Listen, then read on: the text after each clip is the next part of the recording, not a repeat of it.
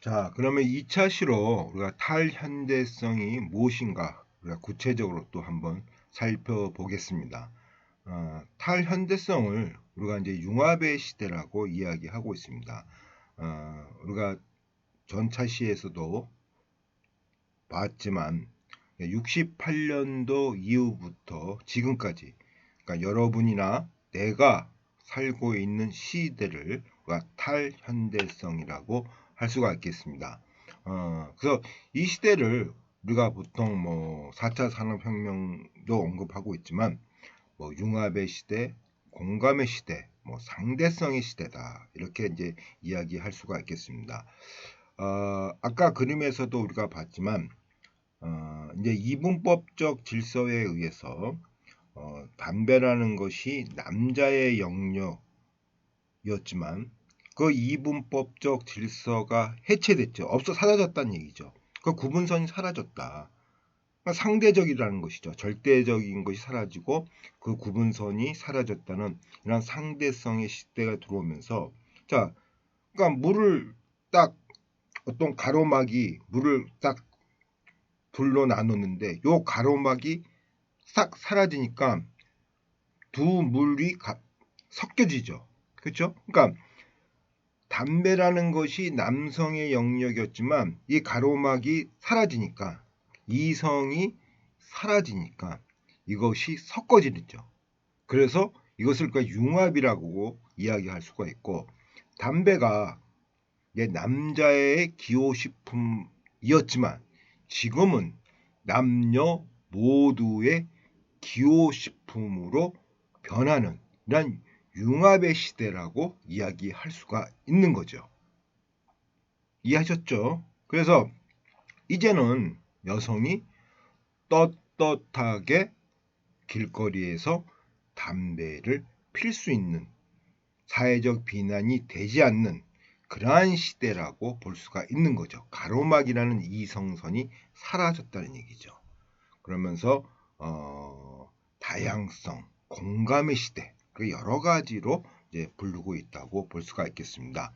우리가 전차시에서도 봤지만 이제 환경 오염이 이제 그 주된 원인이고 이제 또 생태학이 발전되죠. 이제 생태학이라는 것은 예전에는 자연을 인간이 지배할 수 있다고 본 거죠.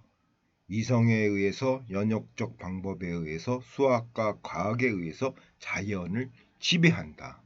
그러나 생태학적인 관점은 인간이라는 것은 바로 자연 속의 한 부분이라는 것이 생태학적 관점이죠. 그렇죠? 자연을 지배하는 것이 아니라 자연의 한 부분에 불과하다고 보는 것이 바로 생태학적인 관점이라고 할 수가 있겠습니다. 그래서 뭐 아까도 봤지만 이 과학적 법칙에 의해서 사료 폭등에 의해서 동물 사료를 먹이고 우량의 소가 되어서 이성에 의해서 동물 과학의 법칙에 의해서 동물 사료를 만들었더니 우량의 소가 됐다. 과학은 인류 사회를 진보시킨다. 이렇게 생각했지만 광우병이 탄생되면서 그 걸린 광우병을 먹으면 인간이 또한 광우병에 걸려서 죽는 그런 현실을 우리가 직시하면서 우리가 지금까지 믿었던 이성이 이것이 정말 옳고 그름을 판단할 수 있는 근거가 될 수 있냐? 데카르트가 얘기했듯이 회의하기 시작했다는 얘기죠. 회의에 의해서 이성이 생겼지만 이제 회의에 의해서 이성이 사라지는 그러한 또 우스운 광경을 볼 수가 있는 거죠. 요 밑에 그림은 쿠르병에 걸린 이제 그 어린 아이입니다. 그래서 저 오스트리아, 호주 그 소수민족 파푸뉴기아니에요. 파푸뉴기아 그 소수민족 저 인종은 잊어먹었지만 그 식인종이었습니다. 예전에 식인종이었다가 이제 좀 변화되면서 그 식인종 풍습은 사라지고 돌아가신 이제 죽은 사체의 뇌를 먹는 이런 풍습이 아직까지 잔존해 있습니다. 그래서 그 뇌를 먹고 그러니까 인간이 인간을 먹으니까 그 이제 쿠르병에 걸려가서 이제 죽어가는 어린아이의 모습인데 이걸 왜 쿠르병이라고 그러냐면 이게 미소거든요. 쿠르가 왜 그러냐면 이 근육이 이완돼요. 근육이 이완돼 가지고 꼭 웃으며 웃는 얼굴이 되죠. 이러면서 죽어가는 거죠. 이게 쿠르병입니다. 그래서 하여튼 뭐 식인종 또 소가 소를 먹으니까 광우병 이제 이런 것을 우리가 볼 수가 있는 거죠. 자, 우리가 봤지만 현대성이 1789년도 프랑스 시민 대혁명으로 인해서 이제 역사의 뒤안길로 가고 중세 봉건 사회가요. 그리고 바로 현대성이 시작된 거죠. 자, 현대성도 바로 1968년도 68 혁명에 의해서 역사의 뒤안길로 가고 탈현대성이 시작됩니다. 그래서 우리가 보통 1968년부터 지금 살고 있는 이 시대, 앞으로의 시대를 탈현대성의 시대라고 이야기하고 있습니다. 그 탈현대성을 만든 그 운동이 바로 김폭재가 68 혁명이라고 이야기하고 있습니다. 이건 1968년도에 일어나서 뭐 68 혁명 또 5월에 일어났기 때문에 5월 혁명 이렇게 이야기를 하고 있고 뭐 아이러니한 것은 프랑스에서 그 프랑스 시민 대혁명을 통해서 현대성이 시작되고 또 그 현대성의 마감도 프랑스에서 시작됐다. 그래서 프랑스에서 처음에 이 등록금 전쟁 문제와 그다음에 학교 서열 차폐 발음이 좀 죄송합니다. 학교 서열 철폐 운동과 같이 시작되었습니다. 처음에는 그렇게 시작돼서 등록금이 너무 비싸다. 그다음에 학교 왜 등급을 주냐? 그러니까 우리나라처럼 뭐 좀 저희 나라는 학교가 좀 등급화돼 있죠. 뭐 SKY 뭐 이렇게 뭐 스카이 이렇게 등급이 되어 있듯이 근데 그런 걸 철폐하라. 그래서 파리는 다 파리 1대학, 파리 2대학 이렇게 나눠져 있죠. 그런 것을 이제 시작됐다가 점점 사회 변혁 운동으로서 확대가 됩니다. 확대가 돼가지고 다시 얘기해서 아까 봤던 이분법적 질서에 의해서 이 반의 영역, 그러니까 동양, 소수민족, 백인이 아닌 소수민족, 뭐 유색인종이죠.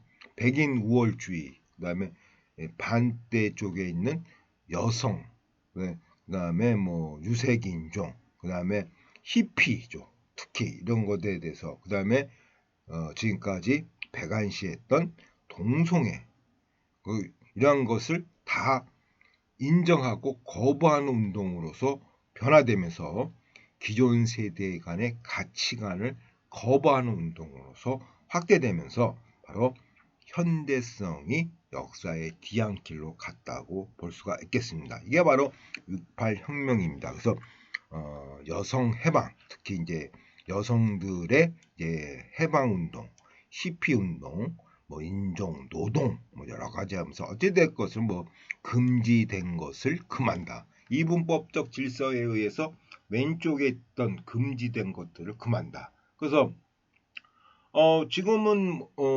이전에는 프랑스의 문화를 중심으로서 우리의 보신탕 문화를 비난하였지만 지금은 상대적인 논리에 의해서 그 나라의 고유의 하나의 음식 문화라는 것을 인정하면서 다양성이죠. 그렇죠? 다양성. 그 보신탕이 그렇게 이전처럼 비난의 대상이 되지를 않는다는 얘기죠. 그러니까 유럽의 문화를 기준으로 해서 보신탕 문화를 비난해서는 안 된다는 얘기죠. 지금은 우리가 이따 보겠지만 이제 성찰 정말 이것이 뭐 미개 문화를 해서 금하는 것이 아니라 우리가 꼭 보신탕을 먹어야 되냐 이런 성찰적인 문제라고 이야기할 수가 있는 거죠. 성찰해서 이제 판단하는 거죠. 이렇게 이제 변했다고 볼 수가 있겠습니다. 그래서 우리가 보통 이 탈현대성을 포스트 모더니즘이라고 여기에서는 이제 규정하고자 합니다. 아까도 얘기했지만 뭐 여러 가지 이제 문학에서는 나누고 있지만 저는 포스트 모더니즘이라고 규정하고 니체의 사상을 배경으로 68년도 68 혁명 이후의 시대적 패러다임으로 이성의 지배에서 벗어나 절대적 진리나 절대성이 해체되는 사회 현상을 의미한다. 자, 니체의 세상을 배경으로 한다는 얘기죠. 얘기죠. 그러니까 지금 우리가 살고 있는 이 시대는 이체의 시대라고 할 수가 있겠습니다. 자, 현대성은 칸트나 데카르트의 사상을 기본으로 하고 있지만 이 탈현대성은 기존의 반대쪽에 있는 사람들이 금지된 것을 금한다 하면서 니체의 사상을 부활시켰죠. 니체가 이따 보겠지만 이제 자라투스트라는 이렇게 말했다.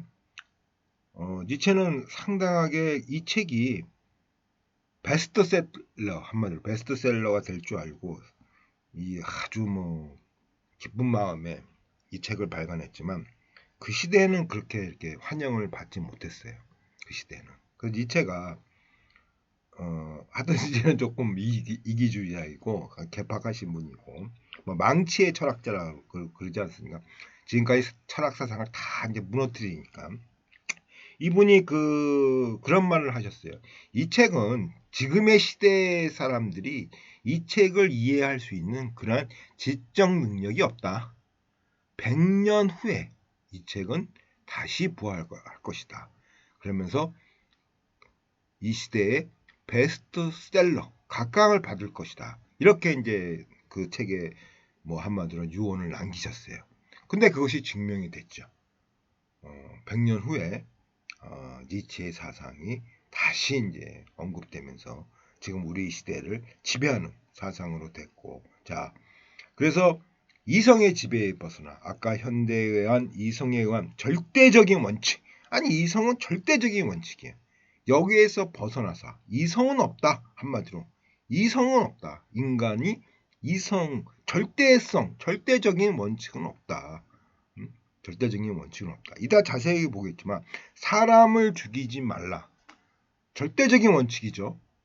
자, 그러면 안중근 의사가 제가 여러분들한테 질문을 던지고 한번 시작하겠습니다. 안중근 의사가 어떻던 이토 히로부미를 암살했어요. 사람을 죽였어요. 이게 니체의 이게 물음입니다. 니체의 물음이에요. 안중근 의사가 사람을 죽였는데, 그렇죠? 사람을 죽였는데, 그러면 이것도 잘못된 것이냐? 여러분들 어떻게 생각하세요? 사람을 죽이지 말라는 절대적인 원칙이 있어요. 칸트는 바로 이 절대적 원칙을 따르는 것이 인간의 의무다. 정언 명법. 반드시 해야 된다는 얘기죠. 근데 이때오 안중근 의사는 이토 히로부미를 어떻던 사람을 죽였어요. 그러면 안중근 의사의 행동이 잘못된 겁니까? 어떻게 생각하세요? 니체가 여기에 대해서 물어보는 거예요. 칸트한테. 이게 잘못된 거냐? 한번 대답해봐라. 그러지는 않으셨죠. 제가 이제 의역한 건데.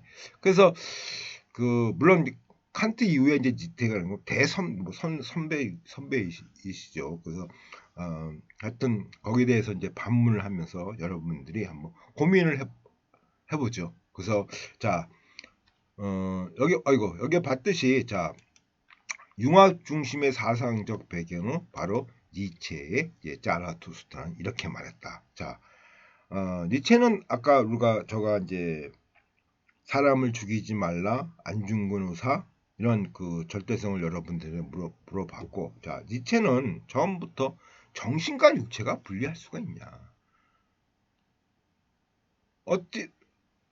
칸트고 데카르트고 정신과 육체가 분리되고 이게 바로 이성론의 기초인데 이 정신과 육체가 분리가 되냐 이거예요. 여러분 정신과 육체가 분리가 됩니까? 정신은 배고프지 말라 그러고 위는 배고프다 그래요. 거꾸로 위는 배가 안 고프다 그러고 정신은 배고프다 그래요. 그럴 수 있습니까? 암만 육체가 좋아도요. 자, 암만 우리가 육체 풍족하다고 합시다.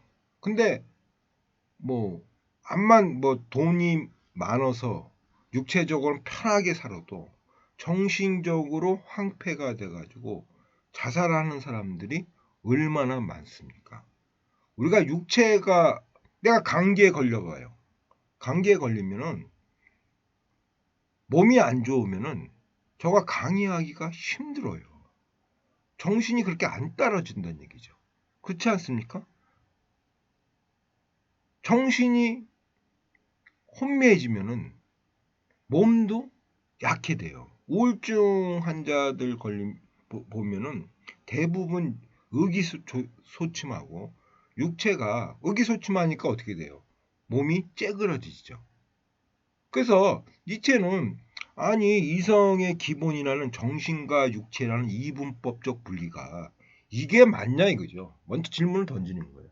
여러분도 한번 생각해 보세요. 정신과 육체에 데카르트와 칸트가 기본으로 세웠던 이분법적 질서, 이원론이 정신과 육체 이 분리가 맞냐, 그렇죠? 이렇게 질문을 던지면서 자라투스트라는 이렇게 말했다 해서 세 가지를 이제 언급합니다. 첫째는 이제 신의 죽음, 여러분이 많이 이야기하고 있는 God is dead, 신은 죽었다. 이제 이렇게 이야기하시죠. 자, 이 신의 죽음은 이제 두 가지를 이제 포함하고 있습니다. 하나는 기독교를 비판하는 거고, 왜냐하면 이 이분법적 질서 이것이 바로 성경은 이제 성과 악이 나오지 않습니까? 그래서 기독교가 그러니까 이분법적 질서를 하나의 패러다임으로 굳히는 데 있어서 결정적인 역할을 했다는 얘기죠. 응? 기독교. 그래서 이 God is dead는 기독교 비판과 이성이 사라졌다. God 이성이죠. 아까도 했지만 데카르트는 신과 이성을 같이 놓죠. 그렇죠?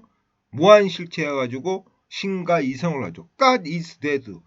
그러니까 신도 사라지고 이성도 사라졌다는 얘기, 죽었다는 얘기죠.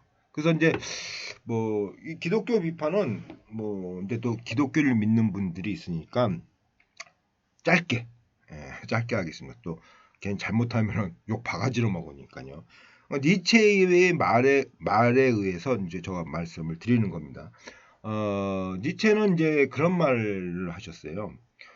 예수님 너무 일찍 죽었다는 얘기죠. 예수님이. 응? 근데 예수님의 정신은 사랑이라는 얘기죠. 한마디로 용서와 배려, 그죠? 오른밤 때리면은 우리가 오른쪽 밤 맞으면은 가만히 있지 못하는 거죠. 뭐 저 같은 경우도 가만히 있겠습니까? 근데 예수님은 사랑, 왼쪽 밤을 내밀어라. 이거 엄청 어려운 거죠. 엄청 어려운 거라고. 어떻게 그러니까 뭐 성인이시고 이게 어떻게 보면 니체가 얘기하는 초인이라고 할 수가 있겠죠.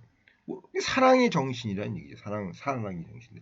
근데 이렇게 사랑을 베푼 예수님이 너무 일찍 돌아가셨다 이거예요.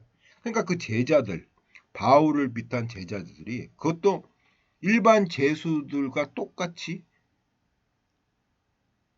죽었다는 얘기죠. 돌아가셨다는 얘기죠. 일반 죄수와 똑같은 형국으로. 그러니까 일찍 돌아가셨고 일반 죄수들처럼 뭐 이렇게 못을 박아서 돌아가셨고, 그러니까 바울이고 그야 제자들이 그걸 이해를 못한다는 얘기죠. 그 이해를 못한다. 그래서 신격화 운동이 일어났다는 얘기예요. 니체에 의하면. 그러니까 예수님이 진정하게 베푸는 사랑의 정신은 뒤로 가고 그저 교회에서 신격화하는 운동이 기독교로 자리 잡았다는 얘기죠. 이것이 잘못됐다는 얘기죠. 예수님이 펼쳤던 사랑의 정신은 뒤로 가고 교회들이 신격화만 되는, 어떻게 보면 또 맞는 것 같아요. 그렇죠? 지금 우리나라 또 교회 현실을 보면은 좀 싸우십니까? 뭐 이제 자녀한테 그 교회를 물려주네 안 물려주네, 또 그런 거 보면 또 니체의 말도 뭐 말씀도 뭐 또 꼭 틀린 말은 아닌 것 같아요. 어찌 되었든 더 이상 언급하지 않겠습니다. 그래서 기독교를 먼저 비판하고 그 다음에 이제 이분이 중요하시는 게 아까도 했지만 정신과 육체가 어떻게 분리되냐. 이성에 의한 절대적 가치는 존재하는 것이 아니다. 사람을 죽이지 말라라는 절대적 가치가 칸트는 있었지만 안중근 의사가 사람을 어쨌든 이토 히로부미를 암살했으면 사람을 죽이는 건데 이것이 잘못된 것이라고 이야기할 수 있냐 이거죠. 여러분들 한번 생각해 보십시오. 이거 이야기할 수가 있겠습니까? 응? 그러니까 니체는 이런 거에 칸트한테 이런 식으로 질문을 던지는 거죠. 자, 절대적 가치는 개인의 형성되는 구성물에 불과한 것으로. 자, 니체는 해석과 행위자 중심으로서 판단을 해야 된다. 다시 얘기해서 이따 또 한번 보겠지만 개인에 의한 형성되는 구성물, 절대적 가치는 누가 사람을 죽였냐 이거죠. 누가 행위자, 그죠? 행위자죠. 우리가 일반적으로 강도가 사람을 죽이는 거하고 안중근 의사가 이토 히로부미를 암살하는 거는 행위자가 누구냐 이거예요. 누구냐에 따라서 그게 결정되는 것이지 절대적 가치는 존재하지 않는다는 얘기죠. 조금 이해하셨겠죠? 네? 이성에 의해서 절대적 가치가 존재한다고 현대성은 얘기했지만 니체는 행위자, 강도가 사람을 죽이는 행위하고 안중근 의사가 이토 히로부미를 암살하는 거하고 이걸 다 똑같이 사람을 죽였으니까 이건 아니다, 악이다 이렇게 어떻게 이야기할 수가 있냐 이게요. 행위자 중심으로서 그때그때 해석적 상황에 따라서 진리는 변하고 해석에 의해서 구성된다는 얘기죠. 이러한 식민지 국가의 원흉 이토 히로부미를 애국자의 입장에 의해서 암살하는 이런 해석적인 상황에 의해서 판단되는 것이지 사람을 죽여서는 안 된다. 이렇게 규정해서는 안 된다는 얘기죠. 그래서 이성이라는 것은 존재하지 않는다. 그래서 고기탄 이성의 해체를 바로 God is dead라고 볼 수가 있겠습니다. 자, 다시 정리해서 니체가 자라투스트라는 이렇게 말할 때에서 첫 번째 언급된 God is dead, 신의 죽음은 기독교의 문제점과 자, 기독교는 아까도 얘기했지만 성과 악을 일반화시키는데 결정적인 역할을 한다는 얘기죠. 뭐 우리가 성서를 보면 저도 죄송한 말씀이지만 제가 크리스찬은 아니기 때문에 뭐 성경을 자세히 읽지는 못했고 또 기독교에 대해서 자세히도 모르고 그렇지만 어찌됐든 기독교는 성과 악으로 구성되어 있고 그래서 이런 이분법적 질서를 대중화시켰다 이렇게 이야기하고 있고 그러면서 어떻게 보면 이러한 그 성가악의 이분법적 대중화시킨 것을 해체시키고자 하면은 기독교를 당연히 비판해야 되고 또 거기에 따른 데카르트와 칸트를 당연하게 비판하는 망치의 철학자가 돼야 되는 거죠. 그래서 신의 죽음에 의해서 기독교 비판과 이성의 해체를 강조했다는 얘기죠. 그래서 이분의 편에 의하면은 자 이제는 이성이라는 절대적 진리가 사라졌다는 얘기죠. 모든 것이 해체되고 융합됐다. 다시 얘기해서 담배라는 남자의 영역이 이게 해체되기 때문에 가로막이 물 A라는 물과 B라는 물이 섞이기 시작한다는 얘기죠.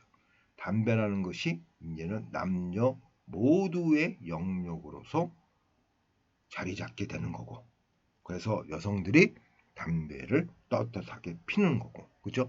정신과 육체, 물질도 구분할 수 없고 뭐가 선인지 뭐가 악인지 이 구분도 그때그때 상황에 따라서 달라진다는 얘기죠. 그래서 어떠한 그 나름대로의 생각, 고찰, 그 다음에 해석이 절대적 진리라는 얘기죠. 그러니까 절대적 진리가 있지 않고 상대적 진리만 존재한다는 얘기죠. 그럼 여러분들 이따 또 보겠습니다. 이렇게 상대적 진리만 존재하면은 무엇을 우리가 근거로 삽니까? 그건 니체가 니체 대철학자입니다. 그런 거에 대해서 고민하지 마세요. 자, 니체는 또 그런 말 참 재미있는 말씀하시죠. 적은 나의 진정한 것이다.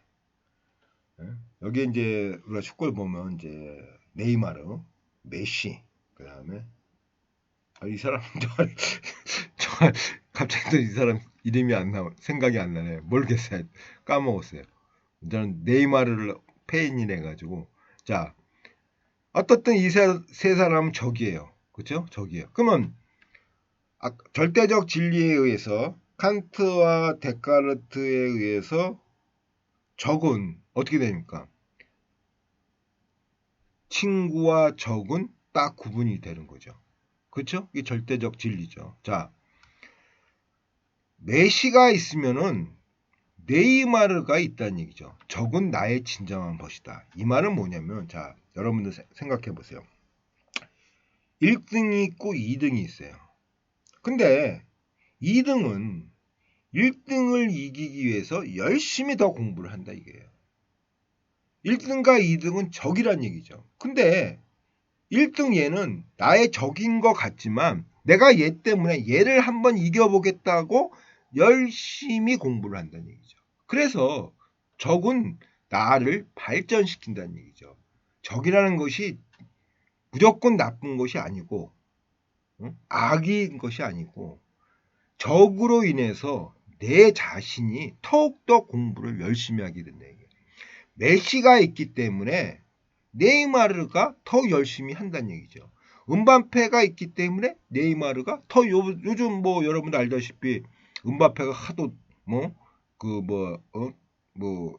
1인제로 자꾸만 뭐 자리 잡으려니까 네이마르가 화가 나잖아요. 그렇죠?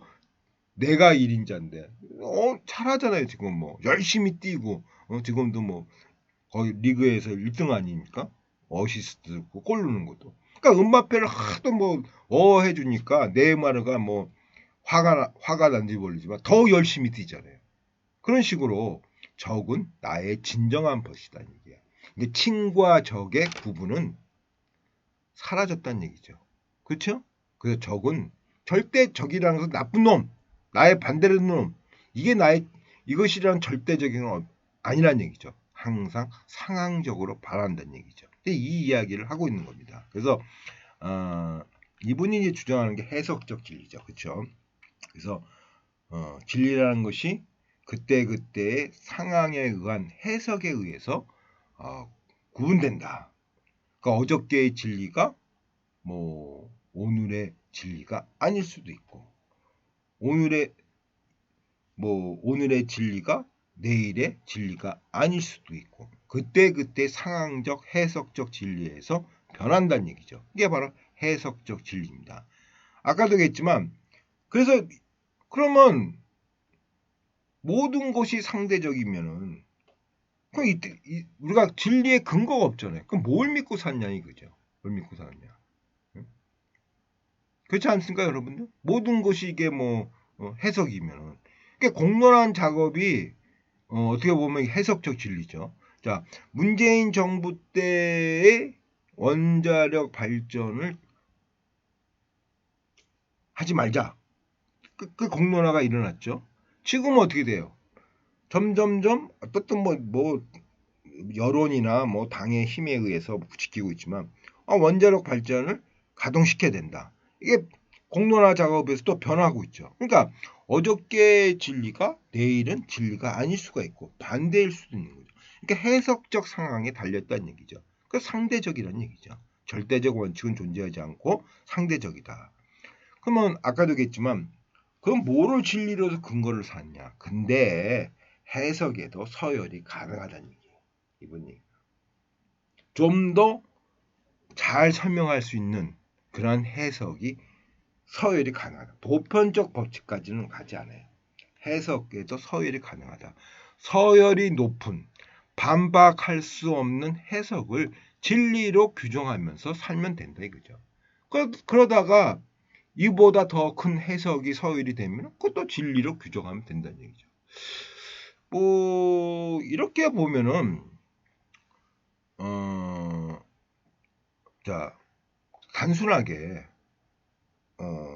작용과 반작용의 법칙, 뉴턴의 법칙이 있고 그 다음에 아인슈타인의 법칙이 있어요. 수성 운동은요, 우리가 그 지구하고 가장 가까운 수성이 있지 않습니까? 수성이 이제 지구를 돌면서 운동하잖아요. 이게 뉴턴의 작용과 반작의 법칙으로서는 설명할 수가 없어요. 안 돼요. 근데 아인슈타인의 상대성의 원리로서는 이 수성의 운동을 설명할 수가 있어요. 그러니까 그 얘기예요. 예전에는 뉴턴의 작용과 반작용 법칙이 뭐 그것으로 다 설명을 했다가 지금은 아인슈타인이 상대성 이론이 나오면서 그쵸? 상대성 이론이 나오면서 이것이 이제 그 더 설명이 할 수 있게 되면은 수송의 운동을 설명할 수가. 그러니까 아인슈타인 상대성 이론을 그 진리로 생각하면 된다는 얘기죠.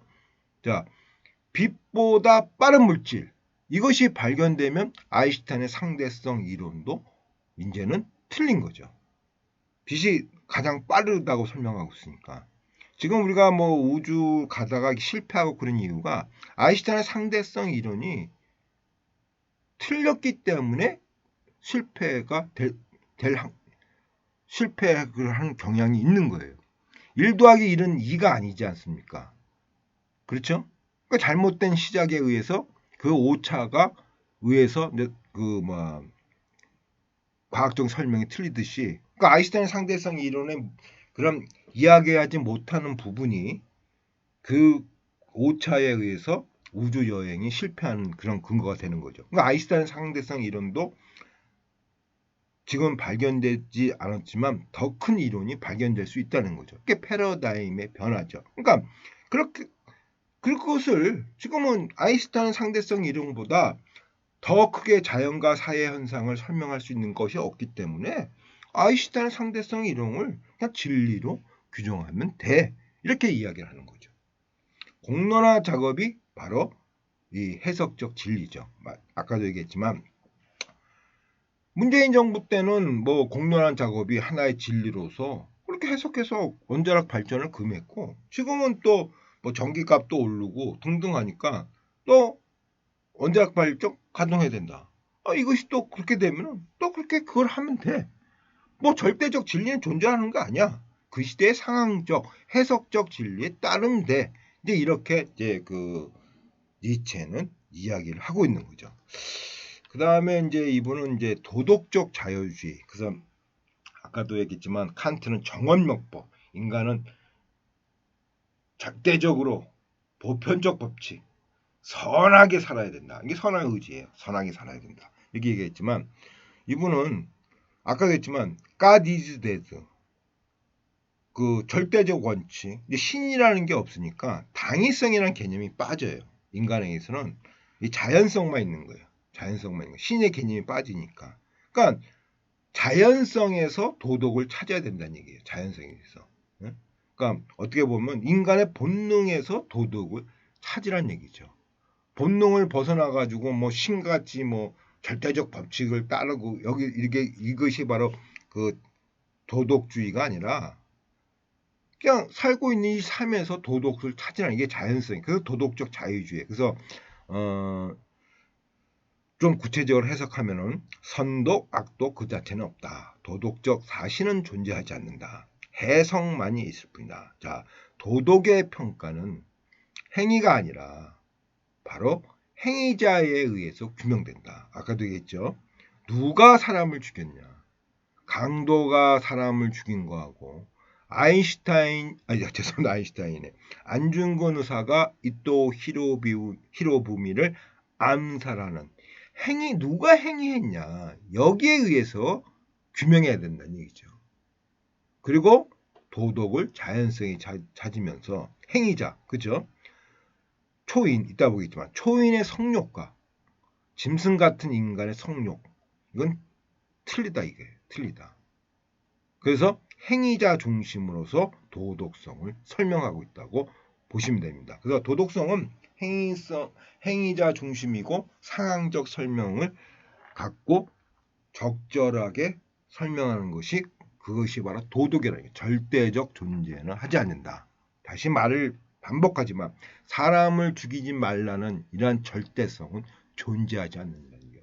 이 또 안중근 의사의 입장에서는 안중근 의사는 당연히 이 또 원수 아닙니까? 원흉 아닙니까? 그렇지 않습니까? 응?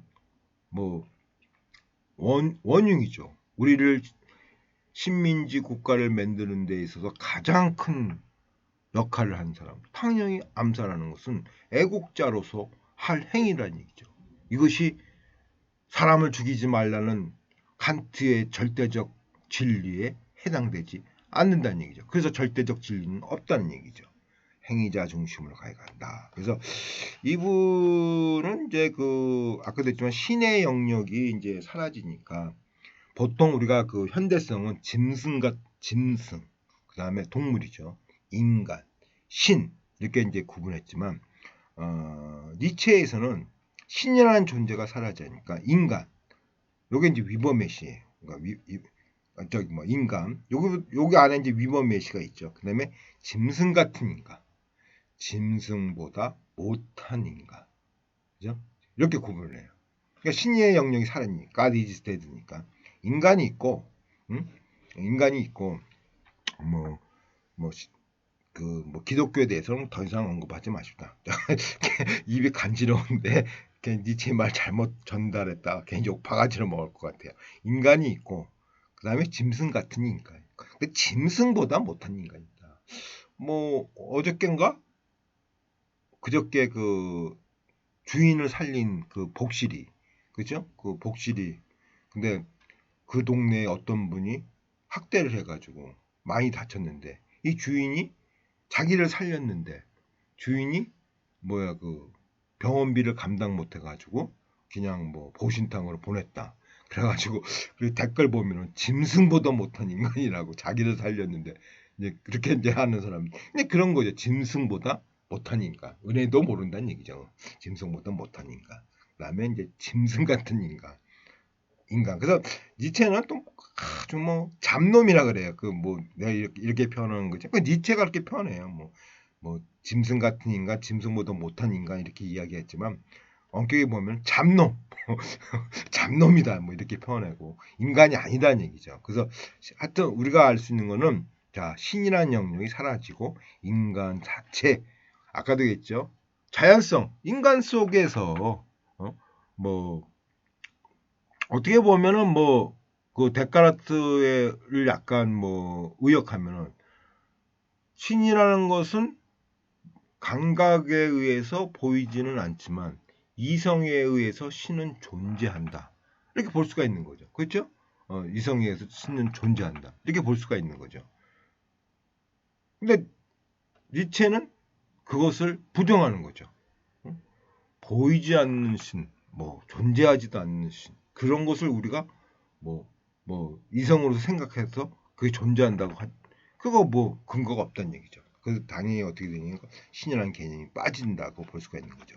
자, 니체는 왜 지금 니체의 시대라 그러면 이게 니체 그 보통 우리가 저 현대성에서 하도 많아서 좀 뺐는데, 현대성은 이제 태양의 신 아폴론을 이제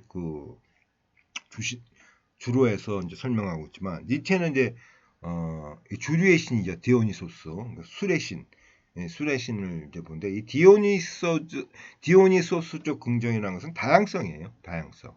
그러니까 있는 것은 아무것도 버릴 것이 없으며 없어도 좋은 것이 없다. 모든 것에 대해서 다양성, 그죠? 우리가 아까 공감이라고 그랬죠. 공감, 다양성, 그러니까 소수의 의견도 존중해라. 공감의 시대죠. 예? 공감의 시대죠. 그러니까 어떻게 보면은 우리나라의 정치 현실을 보면은 소수의 의견은 이건 무슨 뭐 배신자라는 터를 두고 뭐 엄청나게 뭐 비난을 받죠. 저가 뭐 이야기하지 않아도 그러니까 소수의 의견을 니체에 의하면 디오니소스적 긍정, 있는 것은 아무것도 버릴 것이 없으며 없어도 좋은 것이는 없다. 소수의 의견도 인정하는 것이 바로 공감이다. 예? 그러니까 뭐 하여튼 여러분들 뭐 개인 또 저가 잘못 말하면 또 난리 날 것 같아가지고, 괜히 뭐 어떠한 정당의 다수의 의견을 따르지 않고 소수의 의견을 제시하면 이건 배신자라는 터울로 놓고 아주 뭐 짓밟으잖아요. 댓글로서요. 이게 문제라는 얘기죠. 소수의 의견도 존중하는 사회가 바로 니체가 바라는 사회고, 이거 바로 공감의 사회인데, 소수의 의견을 우리나라는 배신자라는 터울로 쓰이면서 아예 묵살해 버리는 이러한 지금의 사회적 역량을 보면서 좀 안타깝다고 볼 수가 있는 거죠. 어떻게 절대적인 진리가 없는 이 시대에 다 각자의 가치관에 의한 상대적인 해석이 있는데, 그죠? 똑같은 사실에 대해서 다양한 가치관에서 진보가 있고 보수가 있어요.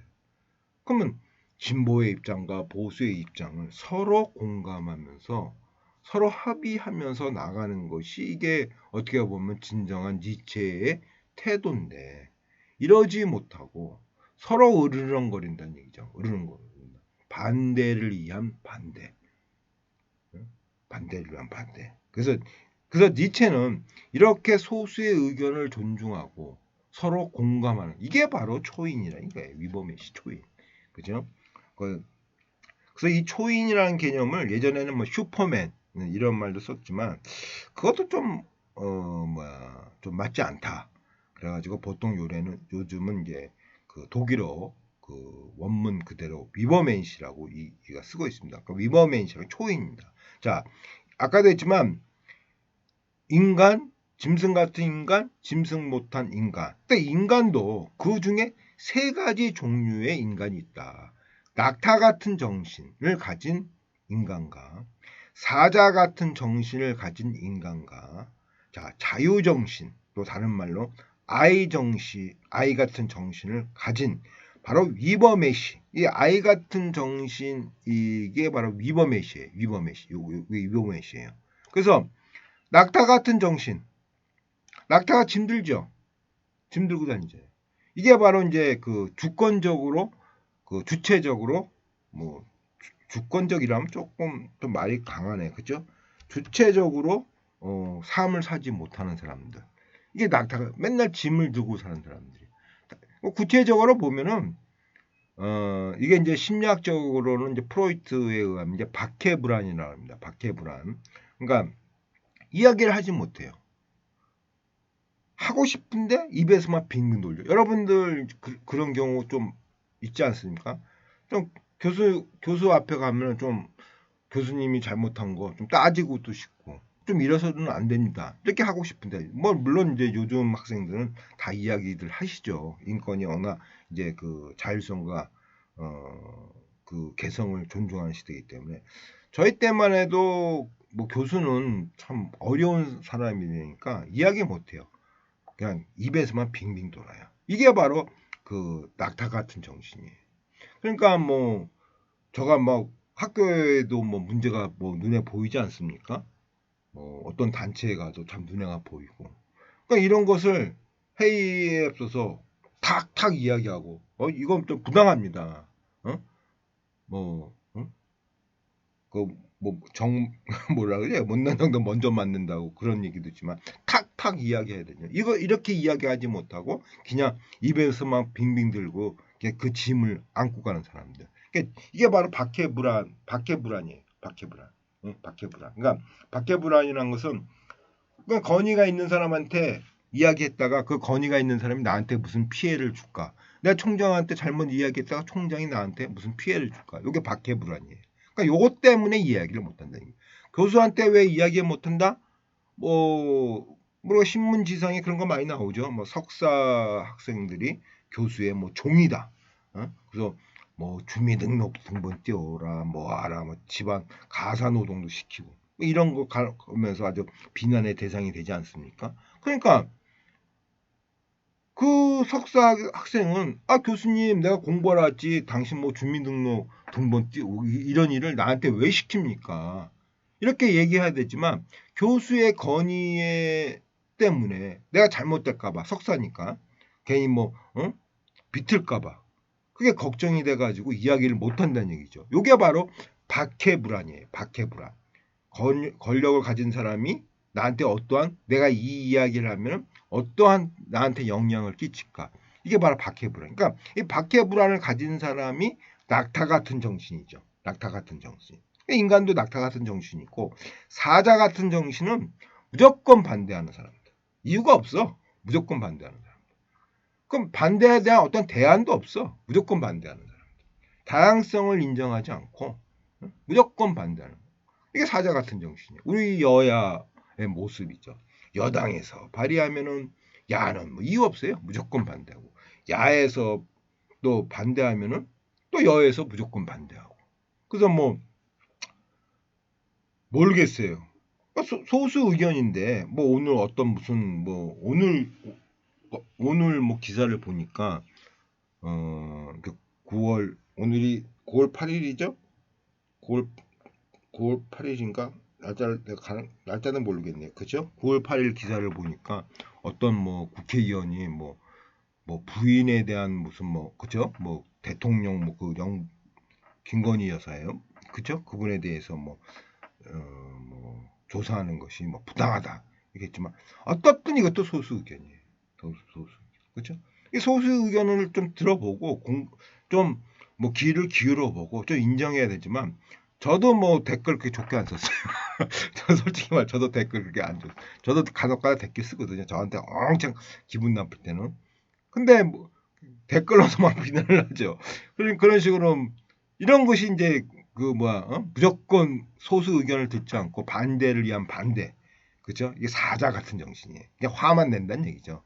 그 아이 같은 정신은 이제 자유 정신이에요. 그래서 다양성과 공감을 지향하고 소수 의견도 그다음에 뭐 공감도 하고 타자도 배려하고 그것이 바로 자유 정신이에요. 그래서 자유 정신을 이제 니체는 끊임없이 자기 발전하는 사람, 자기 극복, 그렇죠? 끊임없이 이 자기 발전은. 그러니까 자기 발전이라는 것도 니체 입장에서는 뭐 공부를 열심히 하는 것이 자기 발전 이렇게 얘기 안 해. 자기의 상황에 따라서 자기의 해석에 의해서 자기 발전이라고 정의하지 공부를 열심히 해야 잘 먹고 잘 산다 이런 절대적 규칙은 없다는 얘기죠. 그렇죠? 그러니까 자기 스스로의 자기 나름대로 그 발전을 하는 것 이게 바로 자기 극복이에요. 그다음에 자유 정신 지금까지의 문제 그 규범에 대해서 자꾸만 의심하고 절대적 기준에 대해서 의심을 하고 아까도 했지만 박해불안 그다음 관계적 실존 이 관계적 실존이야. 내가 살아야 내가 산다. 아까도 했지만 적이라는 것은 나의 진정한 벗이다. 그래서 우리가 어떻게 보면 지금 신자유주의는 어떻게 돼요? 네가 죽어야 내가 산다는 얘기죠. 이게 경쟁 아닙니까? 이런 비유가 맞나 모르겠어요. 이게 관계적 시점에서. 저가 대학교 다닐 때는 대리 출석을 많이 했어요.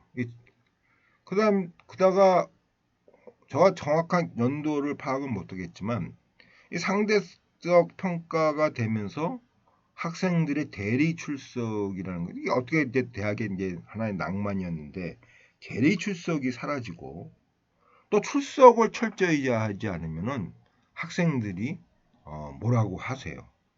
나는 나왔는데 왜 출석 안 부르세요?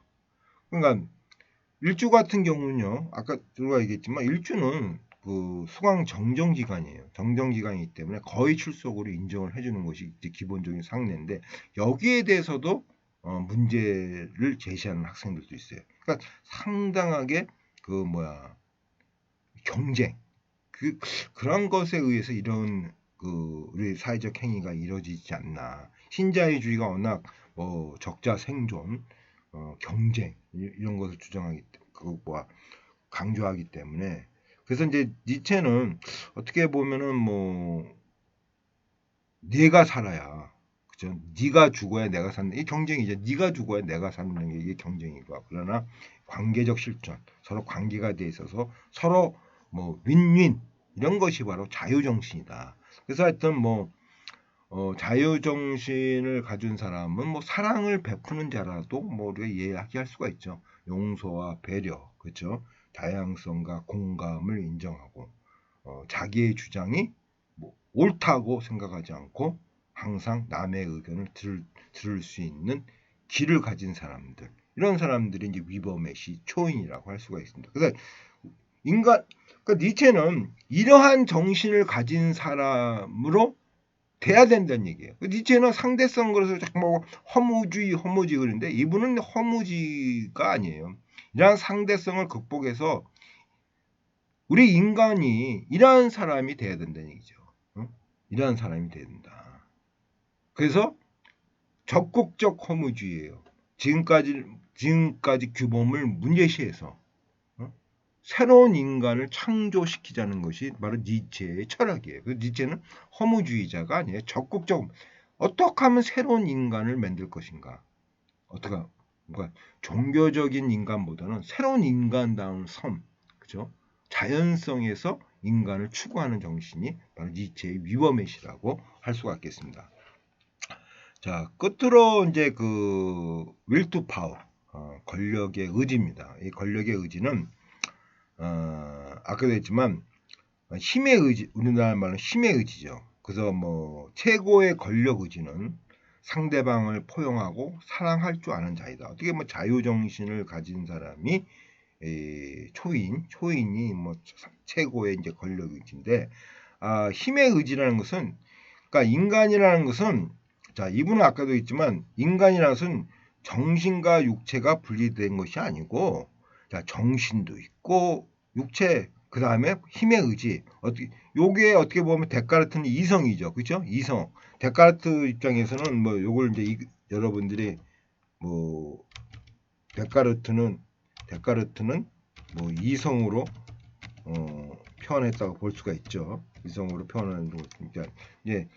그래서 니체는 데카르트의 이성이 아니라 힘의 의지다. 힘의 의지. 그러니까 이성에 의해서 우리가 모든 것을 판단하고 행동하지 않는다는 얘기예요. 그러니까 데카르트는 정신과 육체가 분리됐고, 그러니까 우리는 이성에 의해서 정언명법에 의해서 행위를 해야 된다. 이성에 의해서 행동한다. 이렇게 얘기를 했는데 니체는 아니란 얘기죠. 한마디로. 어떨 때는 이성적으로 행동할 때도 있고 어떨 때는 이성적이 아닌 것으로 행동할 수 있다는 게 그때 상황에 의해서 힘의 의지에서 우리가 행동을 한다는 게 바로 힘의 의지예요.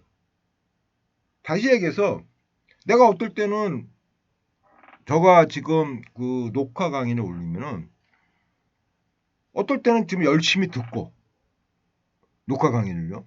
어떨 때는 힘의 의지가 에이 그냥 틀어놓고 다른 거 해야지. 이럴 때가 있다는 얘기죠. 그 어떨 때 힘의 의지가 열심히 듣는 힘의 의지가 작동하면은 그냥 열심히 듣고 또 어떤 경우는 그냥 한쪽은 녹화 강의 틀어놓고 본인이 하고 싶은 거 한다는 얘기죠. 그때 힘의 의지가 그렇게 작동을 한다는 얘기죠. 그래서 인간이라는 것이 뭐 이성적으로만 이렇게 행동하는 것이 아니라 그때 힘의 의지에서 인간이 행동을 한다는 거예요. 이게 바로 will to power예요. will to power. 힘의 의지. 그러니까 힘의 의지를 초인으로 가져가는 것이 니체의 어떻게 보면 철학이라 할 수 있죠. 어떤 모든 인간이 위버메시적으로 힘의 의지로 가는 것이 니체의 철학이라 할 수가 있죠. 근데 니체는 그것도 인정합니다. 모든 사람이 그렇게 올바른 힘의 의지만 하지 않는다는 얘기죠. 나쁘게 갈 수도 있고 그때는 나쁘게 힘의 의지가 간 거지 이것이 절대적으로 기준에 의해서 나쁜 것이라고 평가할 수가 없다는 얘기죠. 이게 힘의 의지입니다. 그래서 니체 하여튼 제가 조금 뭐 설명을 했지만 이 융합의 시대 아까도 했지만 다시 한번 강조하지만 자 현대성의 시대에서는 담배가 남자의 영역이니까 절대 여자가 펴서는 안 돼요. 근데 이제는 이 이성이 해체되는 상대성이 절대적 진리가 없다. 가로막이가 빠져버렸어요. 두 물이 섞이는 거죠. 담배라는 것이 남자의 기호식품이 되고 여자의 기호식품이 되는 이런 융합의 시대가 바로 지금 우리가 살고 있는 탈현대성의 시대라고 이야기할 수가 있겠습니다. 자, 사회현상은 너무 그 여러분들이 녹화 강의가 길어질 것 같아요. 요 사회현상은 대면 시간에 우리가 만나서 또 구체적으로 지금까지 배웠던 내용을 가지고 여러분들이 이해하시면서 사회 현상을 서로 설명하는 시간을 갖고자 합니다. 그래서 사회 현상은 대면 시간에 강의하는 것으로 하고 여기까지 탈현대성을 이해하는 시간을 갖고자 합니다. 자, 고생 많이 하셨습니다. 자, 다음 주 대면 시간에 뵙겠습니다.